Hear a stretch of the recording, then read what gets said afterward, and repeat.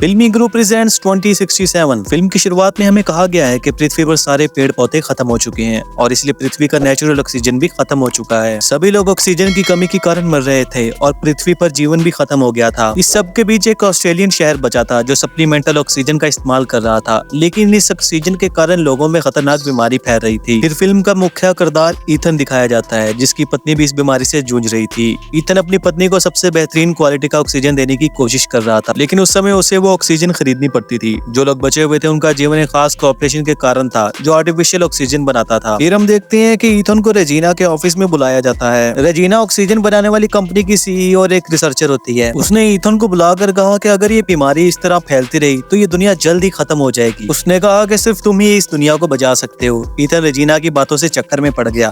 Regina Ethan को एक laboratory ले जाती है जहां ईथन के साथ उसका एक दोस्त भी होता है। लैब में उन्हें एक टाइम मशीन दिखाई जाती है। रेजिना कहती है कि ये मशीन ईथन के पिता ने बनाई थी और सिर्फ तुम ही इस मशीन को चला सकते हो क्योंकि तुम्हारे पास इस मशीन का एक हिस्सा है जो घड़ी की शक्ल में तुम्हें तुम्हारे पिता ने दिया था। ईथन को याद आता है कि बचपन में उसके हाथ में खून निकला था जब उसके पिता ने उसे ये घड़ी पहनाई थी और वो घड़ी उसके हाथ पे चिपक गई थी। ईथन को इस घड़ी के बारे में पहले कुछ भी नहीं पता था। ईथन को बताया जाता है कि एक मैसेज टाइम मशीन के जरिए आया है जो भविष्य से आया है। इस मैसेज में कहा गया है कि तुम्हें 400 साल आगे भविष्य में भेजा जाएगा। लैब के डॉक्टर ने भी ईथन को बताया कि 400 साल बाद दुनिया वैसी ही दिखेगी जैसे पहले थी, मतलब वहाँ पौधे, ऑक्सीजन और नॉर्मल क्लाइमेट होगा। उन्होंने कहा कि तुम्हें अपने पिता के एक्सपेरिमेंट के अनुसार वहाँ जाना होगा और वहाँ से पौधे और ऑक्सीजन लेकर आना होगा। तुम ऑक्सीजन और भविष्य के पेड़ ले आओगे और हम इन्हें वापस समय में भेजकर यहाँ जीवन को फिर से स्थापित करेंगे। ईथन को लगता है कि सब लोग इसके साथ मजाक कर रहे हैं और वास्तव में अगर ऐसी स्थिति है तो ईथन वहाँ जाना नहीं चाहता क्योंकि उसकी पत्नी बीमार है। लेकिन वैज्ञानिकों को लगता है कि अगर ईथन भविष्य में जाएगा तो दुनिया को ठीक कर देंगे। फिर हम देखते हैं कि ईथन अपने दोस्त जूड के साथ होता है जो उस पर दबाव डालता है कि वो भविष्य में जाए, लेकिन ईथन मना कर देता है क्योंकि उसके पिता ने अपने प्रोजेक्ट के लिए अपनी पत्नी और अपने बेटे को छोड़ दिया था और ईथन अपनी पत्नी को अपने पिता की तरह छोड़ना नहीं चाहता। जूड ने ईथन की माँ की मौत के बाद उसका बड़ा भाई बन के ख्याल रखा था, लेकिन ईथन अपने पिता की तरह अपनी पत्नी को छोड़ना नहीं चाहता। जूड उसे समझाता है कि तुम्हारी पत्नी बीमार है और उसे ठीक करने के लिए एक ही तरीका है कि तुम भविष्य में जाओ और वहाँ से पौधे लेकर आओ। इससे न सिर्फ वातावरण बल्कि तुम्हारी पत्नी भी ठीक हो जाएगी। घर पहुंचकर ईथन अपनी पत्नी से सब कुछ शेयर करता है और वो भी ईथन से कहती है कि उसे भविष्य में जाना चाहिए, चाहे वो खुद नहीं चाहती थी कि वो जाए,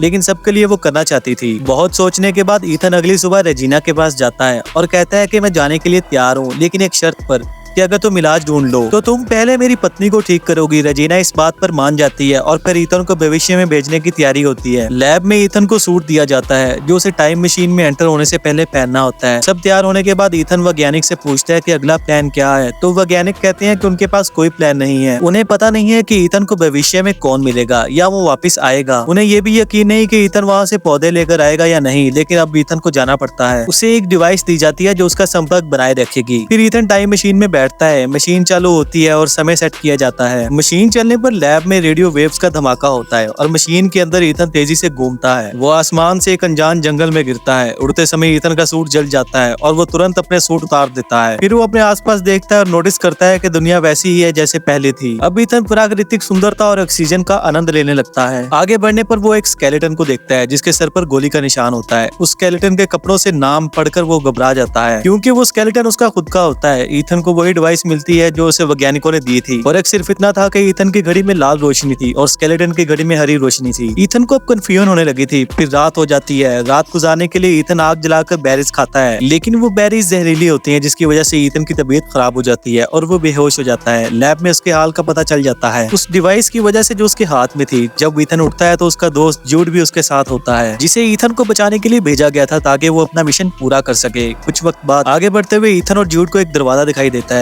ये वही जगह थी जहाँ पहले ईथन का स्केलेटन दिखाया गया था, लेकिन अब वो दरवाजे के सामने है जो इस बात का इशारा करते हैं कि पास्ट में कुछ बदलाव आए हैं। इसके बाद एक स्कैनर निकलता है और ईथन की आंखों को स्कैन करके दरवाजा खुलता है। अंदर जाने पे उन्हें पता लगता है कि ये वही लैब है जहाँ से उन्होंने अपना मिशन शुरू किया था। जूड ये सब देखकर एक्साइटेड हो जाता है और सामने उनके टाइम मशीन होती है जिससे वो फिर से पास्ट में जा सकते हैं। उन्हें टाइम मशीन पर एक टाइमर मिलता है जो दिखाता है कि अगर 4 घंटे तक लैब में कोई एक्टिविटी नहीं होती तो लैब खत्म हो जाएगी। ये सिस्टम इसलिए बनाया गया था ताकि इस टाइम मशीन का कोई गलत इस्तेमाल ना करे। करे। ईथन एक होलोग्राम ऑन करता है जिसमें उसके पिता ने इस प्रोजेक्ट की डिटेल्स बताई थी। अब उन्हें जल्दी करनी थी क्योंकि उन्हें ऑक्सीजन और प्लांट्स इकट्ठा करके वापस जाना था। लेकिन जब वो ऑक्सीजन कलेक्टर मशीन देखते हैं तो उन्हें पता चलता है कि मशीन में कोई प्रॉब्लम है। इस वजह से उन्हें टेंशन होने लगती है क्योंकि उन्हें मशीन रिपेयर करके 4 घंटे के अंदर वापस जाना था। बाहर निकलने पर वो पाते हैं कि पूरा शहर अब प्लांट से ढका हुआ है और चारों तरफ इंसानों के स्केलेटन्स पड़े हैं। यहाँ से उन्हें समझ आता है कि इंसानों के खत्म होने के बाद शहर का एनवायरनमेंट बदल गया है और सब जगह प्लांट्स उग गए हैं। ईथन अपने फ्यूचर के घर जाता है और अपनी पत्नी का स्केलेटन देखकर इमोशनल हो जाता है। वो अपने फ्यूचर डिवाइस का रिकॉर्डिंग ऑन करता है और इस रिकॉर्डिंग में उसे पता चलता है कि ज्यूड इसे गोली मार देगा और ज्यूड भी ये रिकॉर्डिंग सुन लेता है। वो गोली चलाने के लिए बंदूक निकाल लेता है लेकिन ईथन किसी तरह ज्यूड को रोक लेता है और डिसाइड करता है कि वो मशीन को रिपेयर करेगा। फिर वो वापस लैब में आते हैं और उनके पास सिर्फ 37 मिनट बचे होते हैं। लैब के बाहर ईथन अपने स्केलेटन को देखने जाता है ताकि वो जान सके कि क्या उसका फ्यूचर बदल गया है या नहीं। लेकिन स्केलेटन वही का वही होता है जो दिखाता है कि अब तक उसका फ्यूचर नहीं बदला। वो फ्यूचर देखने के लिए अपनी डिवाइस की बैटरी फ्यूचर डिवाइस में डालता है और एक वीडियो देखता है जिसमें ज्यूड उसे गोली मार रहा होता है। ज्यूड ये सब देखकर समझता है कि हमारे बचे रहने के चांसेस बहुत कम है और अगर हम ऑक्सीजन कलेक्टर रिपेयर करते हैं तो बहुत ज्यादा वक्त बर्बाद हो जाएगा। ज्यूड कहता है कि हमें टाइम मशीन में बैठकर वापस चले जाना चाहिए। ईथन उसकी बात नहीं मानता और उसे एक कमरे में लॉक कर देता है। लैब में वापस आकर ईथन अपने पिता का होलोग्राम ऑन करता है जिसमें उसे दिखाई देता है कि उसके पिता चाहते हैं कि वो टाइम मशीन का इस्तेमाल इंसानियत को बचाने के लिए करे, लेकिन रेजिना उस मशीन का गलत इस्तेमाल करना चाहती थी। ईथन के पिता ने रेजिना की चालों को फेल करने के लिए मशीन को ईथन के डीएनए से कनेक्ट कर दिया था और यही वजह थी कि जब ईथन ने घड़ी पहनी तो उसके हाथ से खून निकलने लगा था। लेकिन रेजिना अपनी हार मानने को तैयार नहीं थी। उसने ईथन के माँ बाप को ज्यूड के साथ मिलकर मार दिया था ताकि वो फ्यूचर में ईथन का इस्तेमाल कर सके। ईथन को ये सब देखकर बहुत बुरा लगता है और उसे ये समझ आ जाता है कि जिस इंसान को वो अपना भाई समझता था उसने उसके माँ बाप को मार दिया था।